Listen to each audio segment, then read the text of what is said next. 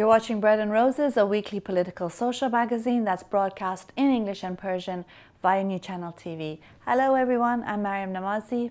And I'm Fariborz Pooya. In this week's program, we'll be talking about atheism in Turkey. We'll interview Morgan Elizabeth Romano and Zehra, the board members of Atheist Association of Turkey. In Shocking News of the Week, we'll be talking about the increase in underage marriages in Iran. The Insane Fatwa of the Week is about how discounted coupons are like gambling. And the good news of the week is new legislation in France that is forcing supermarkets to give the unsold food to charities. Yes, stay with us. The Atheism Association in Turkey is the second public atheist organization formed in what is known as a Muslim majority country, the first being Morocco. In less than a year of its founding, its website has been blocked by a Turkish court, citing Article 216 of the Turkish Penal Law, which, quote, forbids provoking people for hate and enmity or degrading them. Rather, though, the association is provoking change for a better Turkey. Provoking enmity and hate, that's what the Turkish court thinks that the Atheist Association is doing. I always find it interesting how religion hates and provokes enmity against people who don't agree, like atheists, or people who don't toe the line. And then when you try to challenge that and say, excuse me, we also have rights, people have a right not to believe, suddenly that's a provocation. Absolutely. In the religious sort of dominated sort of states, usually that's what you get. And it's very interesting now we have a huge atheist movement in Islamic ridden societies like Iran, Turkey, North African countries, because people have experienced religion, up to the eyeballs, and they, the direction and the mass sort of joining of atheism. In reality, atheism and recognition of that as liberating, it's huge. But the organized version of that is suppressed. Yeah, what's interesting about this association, though, is the fact that it's public. It's a registered organization. We know there's an explosion of atheism in social media in particular, especially in countries where it's, an offense punishable by death or imprisonment. But here you have people opening up an office, yes, registering members. Yeah, I think and this is great. And Morocco as well, as we mentioned in our introductory clip. And this is a growing movement. We have a lot of atheist organizations on social media. In Iran, for example, a number of atheist organizations who publicize atheism and discuss and debate vis-a-vis religious thought and philosophy. But in reality also, we'll see that there's a huge number of people who see themselves as atheists. But it's great to have public organizations. Yeah, definitely. And that's a good beginning. Definitely. Now let's go and look at this wonderful interview with two wonderful women from the Atheist Association. Zehra calls indoctrination the raping of the brain. You've got to watch this.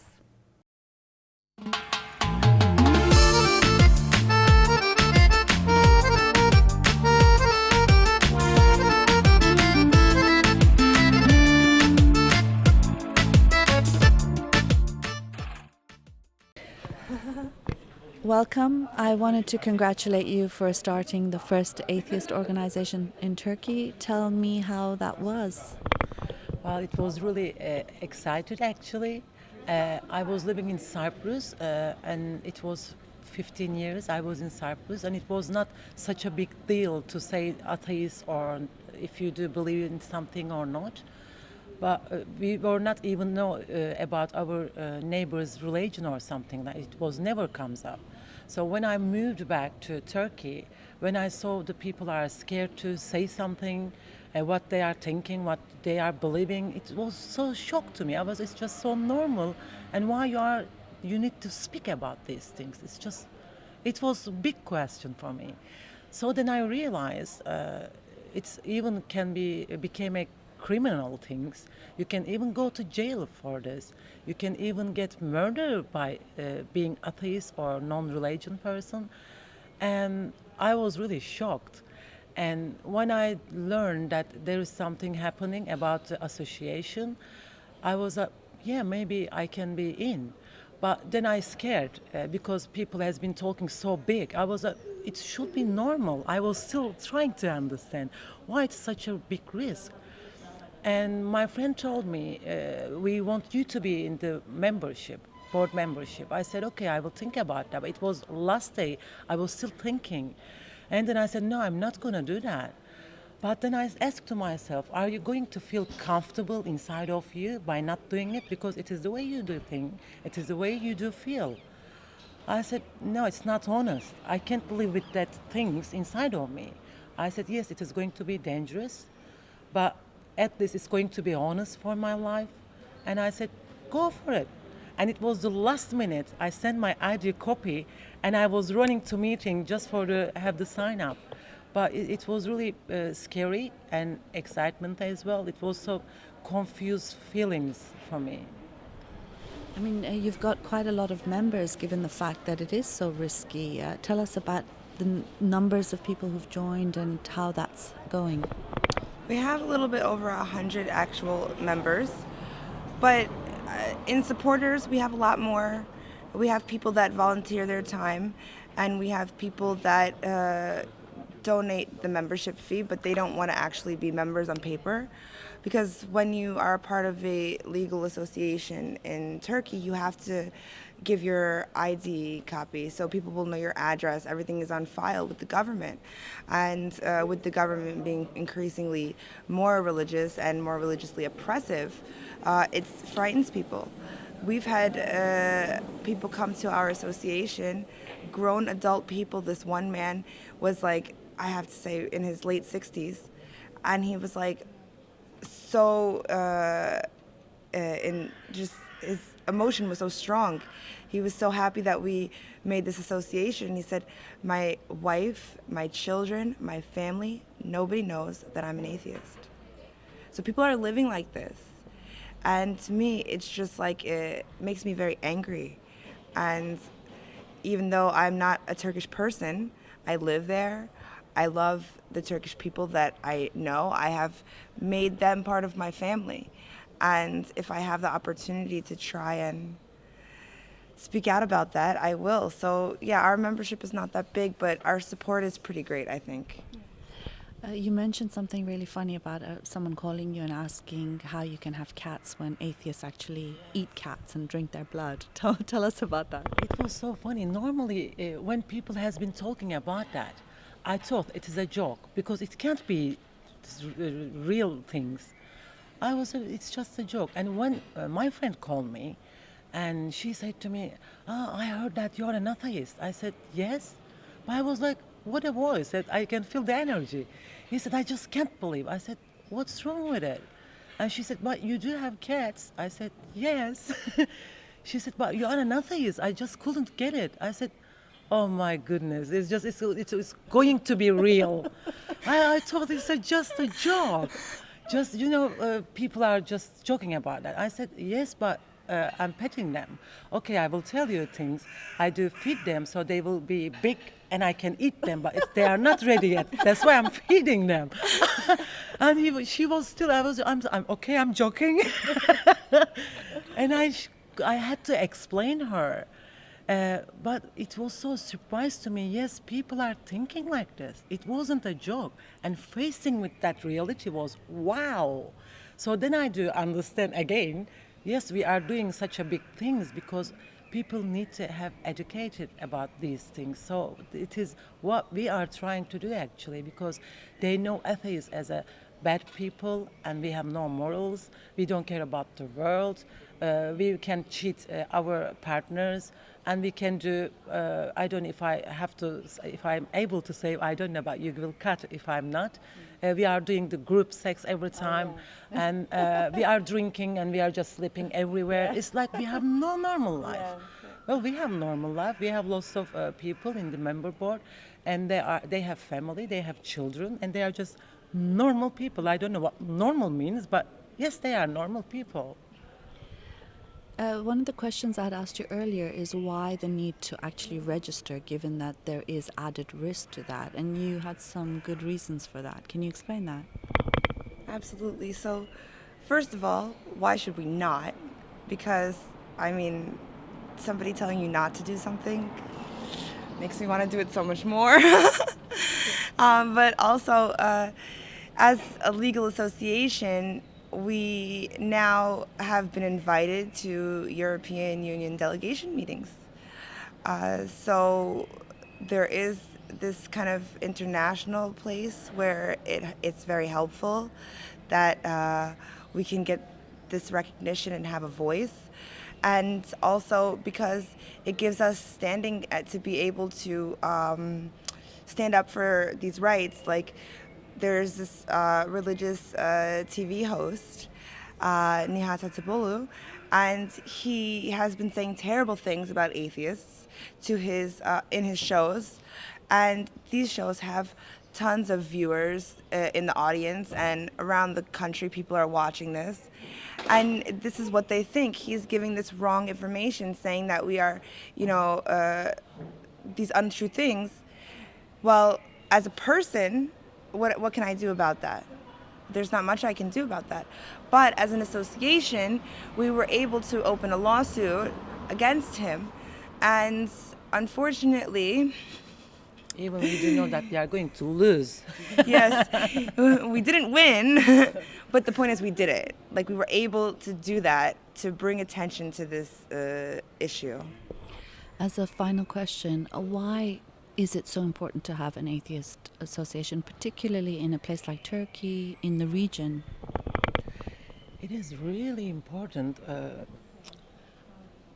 First, we are trying to teach people being an atheist or non-religion person is not bad things. And we are trying to teach them how we are, who we are. And we are trying to educate people actually because they don't really know anything about these things. And if you have any problem, because you are an atheist or you are a non-theist person, if you will have any problem, if you need lawyer, we do give you the lawyer. So you will think, you will know that you are not alone. It's writing in our shirt is we are not alone anymore. So that's what we are trying to tell people, just you are not alone, we are not alone. So we are as a family. And there is lots of pressure. I have a friend and who has pharmacy, but in the village people, and they are all covered their hair, and they are really religious people. And on the Friday prayer time, he said he has to lock his office, and he is sitting out of the office and just waiting the time, so they will think that he went for the prayer. Because he said, if I will not do it, people will not come to my pharmacy. And there is lots of people like that. I have a friend who has the shop, and he doesn't sell alcohol because he said, if I will do that, other people will look at me like I'm evil, and they will not come to me, so I have to do that. And he's a drinker, and he's just, he's drinking, and he needs to feel able to do these things. But unfortunately, it's not. So we are a secular association. It's just, you can live together. You don't have to fight each other. You don't have to say bad things together. You can be just live as a normal human being. That's what we are trying to teach people. And we have lessons in the school. You have to have, as a child, you have to go and you have to read how to read a good Quran, life of the Muhammad and things, but they are little kids, so you are poisoning them. So we are against to do that. We are not against religion, but we are against pressure from the religion. So if you are teaching the little brain, for me, you are raping their brain. Raping is just not body things. For me, if you are raping the brain, it's the biggest rape. So we are trying to do that too. And if you are an atheist or non-theist person, if you have a child, if you don't want her or his to go to have that lesson, they say to you, no, it has to be.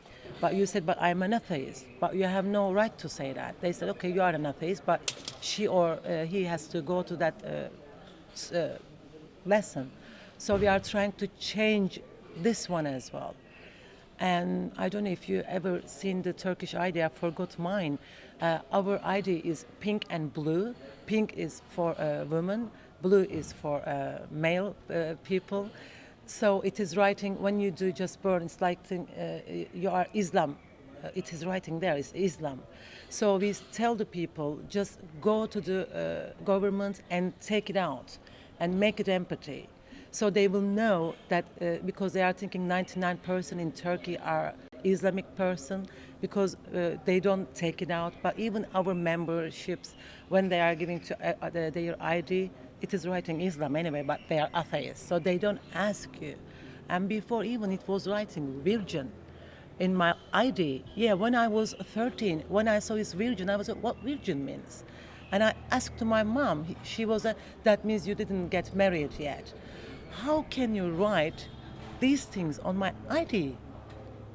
Now it has changed, but it was before like this. It's just, it's not humanist thing. It's not respect things. Thank you very much. Thank you.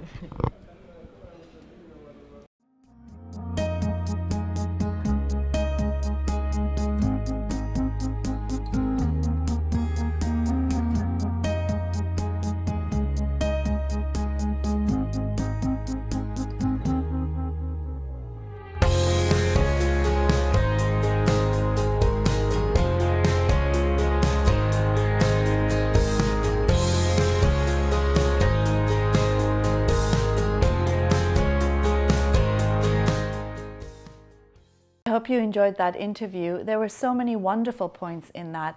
I mean, one of them was the whole emotional aspect of it. When Zehra talks about, someone who's like over 60 years old being really emotional, and the fact that, he hasn't been able to tell anyone he's an atheist. Yeah, and it's amazing, and we'll see many of those. I think this is what people sort of struggle to against the very oppressive institutions, really. To come out and be openly be at one with themselves.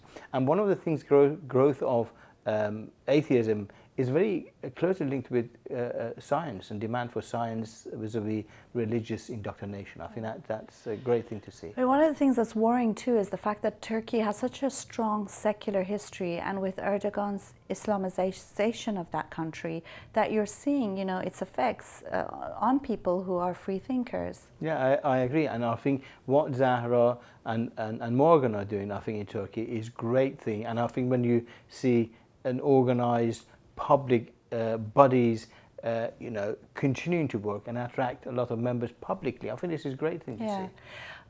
What was interesting too about what she said is something that we've heard often is how, this sort of monster that's made out of atheists, are you drinking your cat's blood and are you going to eat your cat? And, there's this joke among atheists in the West of how, they eat babies actually, they're such monsters. And, she says, we're very normal. We have families, we've got children, we're normal, whatever that means. And I think, that is the great thing about an association like this, because it does normalize atheism. It does normalize the fact that people can think differently, and it allows people the space to do that.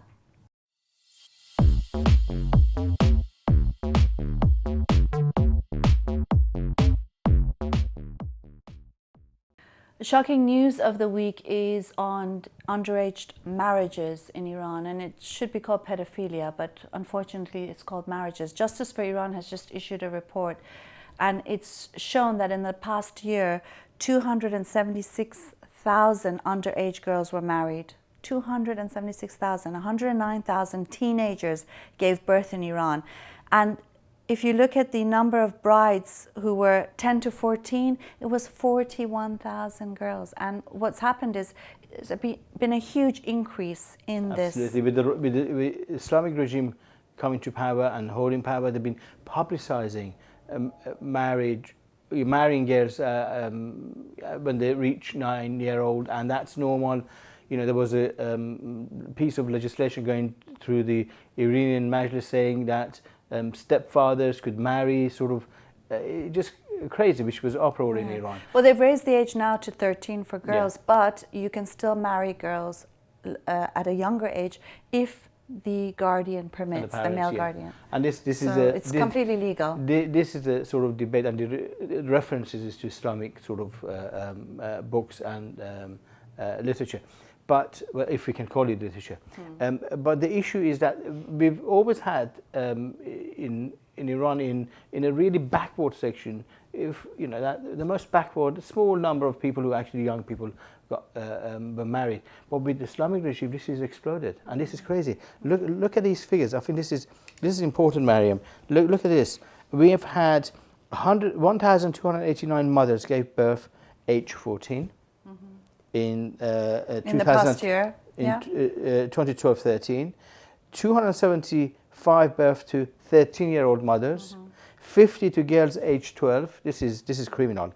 17 birth to 11-year-old mothers. This is just 11-year-olds being pregnant. It's just a marriage. They're actually being pregnant, and this is criminal. This is crime committed by the Islamic regime against children, and this is unbearable to actually.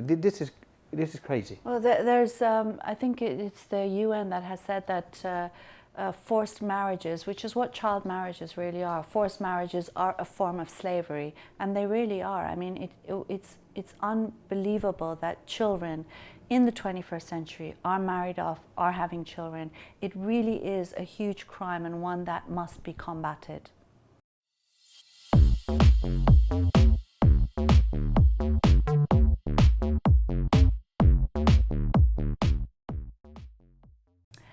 The Supreme Scholars Committee, and we use that word lightly, in Dubai has issued a fatwa against coupons. You know coupons, where you get discounted items? It's banned. Because why? It's considered gambling. Why? Well, you want to... I can't actually repeat this because it's so convoluted and stupid. I've got to read it for you. But basically it says that these discounts, because they are availed of for a certain period, whether it's large or small scale, and possibly might not be used at all after a particular date. Hence, it is a clear act of gambling. Case closed. I think it's the printed sort of coupons that they were. I think they might associated with lottery tickets. No idea. So you can't get discounts anymore. No, I think this is wrong to get discounts. You've got to pay the full price. This is another sort of stupid. Have you noticed how they're always in favor of capital and making sure most money is made out of people? The smallest discount they don't like. No. It's crazy. So, those of you, my dad included, who loves cutting out coupons, Dad, you think gambling's bad? This is gambling. You've got to stop it right now.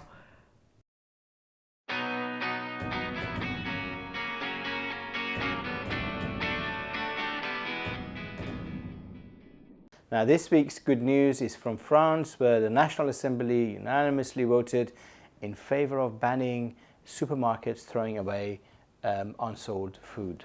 Not only throwing it away, they throw bleach on the food so that people can't go and pick it up and eat it. To keep the prices up. To keep the prices up. And we see that with lots of food being thrown away as a result of, it's all about prices, even though people are starving, in many places.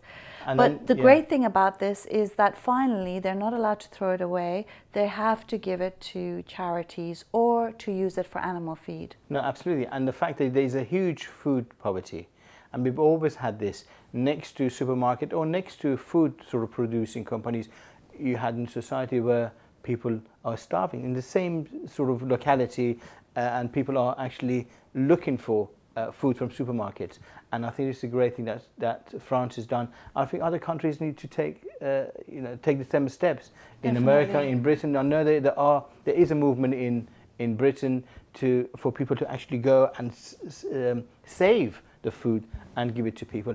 I think that needs to become law in everywhere. People shouldn't starve. Where there is food, they shouldn't starve. Yeah, and definitely. This is crazy. I mean, there is criticism about this because some groups have said, well, this doesn't deal with the entire problem, which is overproduction or waste stream distribution. But nonetheless, it's an important step, the fact that people are hungry and these big companies are wasting huge amounts of food. It's a good step and an important one. And I think it focuses, the attention on the fact that these are extra food and there shouldn't be people going hungry, and that's a good step that France has taken. Yeah, definitely. And it's also something that, when you look at this issue, there is a lot of food waste. I mean, I think there's statistics that show that in France, for example, 7.1 million tons of food are wasted, including by consumers, mainly by consumers, by restaurants, by shops. And worldwide, it's 1.3 billion tons of food. So there's a lot of waste going on. And when you think about the fact that so many people are starving to death, it is really criminal. And so I think these sorts of things do help to raise attention to this important issue. I agree. Well done, France. Yep. This brings us to the end of our program. We always like to hear your views, your comments, and from next week we'll have a segment responding to comments, suggestions, and questions that people have. And we also want to remind you about our Patreon website. It's stuck at 16, so, guys, help us out here. We need more help. We're going to give you a lovely poster and lots of other wonderful perks if you are able to help us. And, I know we've been hearing about how much many of you enjoy our programs, so do try and help us, or at least tell your rich relatives about us if you can't help us yourself. I hope you have a wonderful week, and until next time, same place, we'll see you then. Goodbye. Goodbye.